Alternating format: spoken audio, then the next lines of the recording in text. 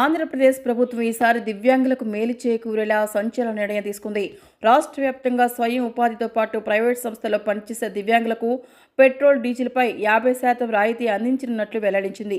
ఈ పథకాన్ని 2024-25 ఆర్థిక సంవత్సరానికి అమలు చేయాలని నిర్ణయించగా, ఈ పథకం కోసం రాష్ట్రం మొత్తం 26 లక్షల రూపాయలను కేటాయించింది. ఒక్కో జిల్లాకు ₹1,00,000 చొప్పున ఈ నిధులను అందించనుంది. ఈ పథకం కింద 3 టైర్ల మోటారైజ్డ్ వాహనాలు ఉపయోగించే దివ్యాంగులకు మాత్రమే రాయితీని అందించనున్నారు. వినియోగించే వాహనానికి 50% రాయితీగా పెట్రోల్, డీజిల్ ఖర్చు రీయింబర్స్ చేస్తారు. ఈ డబ్బులు ప్రభుత్వానికి లబ్ధి పొందే దివ్యాంగుల బ్యాంక్ అకౌంట్లలో జమ చేయబడతాయి. ఈ పథకం కొన్ని ముఖ్యమైన నిబంధనలతో కూడింది. ప్రయాణం కోసం అందించే రాయితీ ఇంటి నుండి పని ప్రాంతం వరకు, అలాగే తిరిగి ఇంటికి మాత్రమే వర్తిస్తుందని ప్రభుత్వం తెలిపింది.